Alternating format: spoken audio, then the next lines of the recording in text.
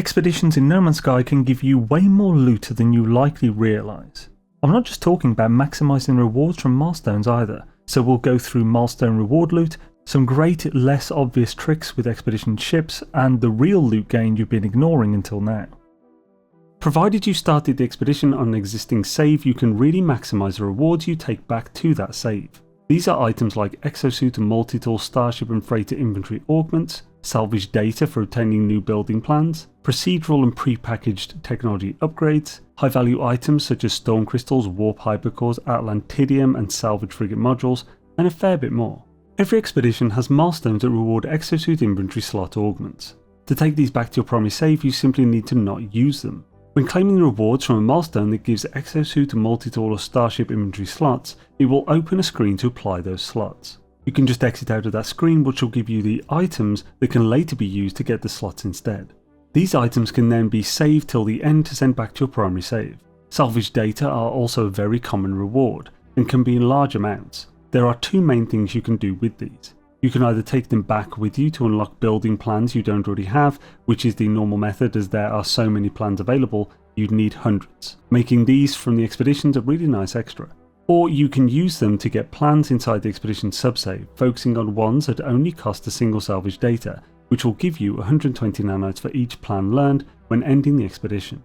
They can also be sold or refined, but this really isn't worth it when other options are available. Frugality within the subsave is super beneficial. You rarely actually need all of those procedural upgrades and prepackaged technologies the milestones reward. Things like prepackaged combat scope unit or S-class scanning system upgrade are rarely needed, and so can be either brought back at the end to utilise on your primary save or sold for nanites to clear inventory space. Those nanites will end up in your primary save, so it's beneficial. Remember that a prepackaged technology is worth several hundred nanites, but if you install it and then package it yourself, it will only be worth 16. It's a very heavy loss of value, so once you've installed it, selling it is no longer really an option. In the same theme, in a recent expedition, Beachhead Redux 2, every player started with an X-Class jetpack module. It had pretty damn good stats, and so was worth packaging and bringing back to your main save, at least for most people. Another recent expedition had a perfect X-Class hazard protection module. This is a technology only available in X-Class and is rather useful. These modules have 4 stats and can be from 1 to 10% in effectiveness. A perfect module with all 4 stats at 10% is rather rare, yet every player started with one perfect module. Keeping an eye out for things like these to package yourself and take back to your primary save can get you a very rare module on occasion. Some expeditions reward unique ships, such as the Golden Vector from the Pioneers expedition or the most recent Boundary Herald. These are all generally great looking ships. They come in S-Class with more than usual technology installed ahead of time, and so make for amazing ships for new and old saves. Expeditions can be a way to get more. The primary use case for this is if you scrapped or somehow lost your expedition ship. The Quicksilver Synthesis companion on the anomaly will generally only allow you to redeem a reward once. This wasn't always the case, but people just scrapped, redeemed and repeated for easy units and nanites, so they made it a one-time redeemable, and then later added a nanite cost to most options. If you have lost your ship in some way, you could start an expedition on that save through the anomaly, redeem the ship in the expedition subsave, and then copy the ship from the primary save to get another. Another use case that requires more than one copy is for building a custom vulture. The vulture ship is a unique among the uniques, in that you can scrap it for parts and then build your own custom vulture with the colours, paint job and stats you want. Though to do this you'll have to scrap 3 vultures. You have a few options here. Firstly, to get it right away you could redeem the vulture inside your expedition subsave, then copy it on your primary. You then teleport to a station, scrap it for one of the parts, make a second copy and do the same. Then just scrap the vulture you redeemed on the expedition subsave and send that third part back to the primary at the end. Alternatively, you can get all 3 parts without spending nanites to copy the ship over by spreading it over 3 expeditions. The Vulture along with the Boundary Herald, as of recording this video, are the only 2 ships you can redeem for free. The rest cost 1400 nanites. So just scrapping 1 Vulture per expedition and taking the part back will get you your custom ship parts for free. Lastly is the Starborn Runner. If you have access to this ship, then you have access to the elusive Photonics Core.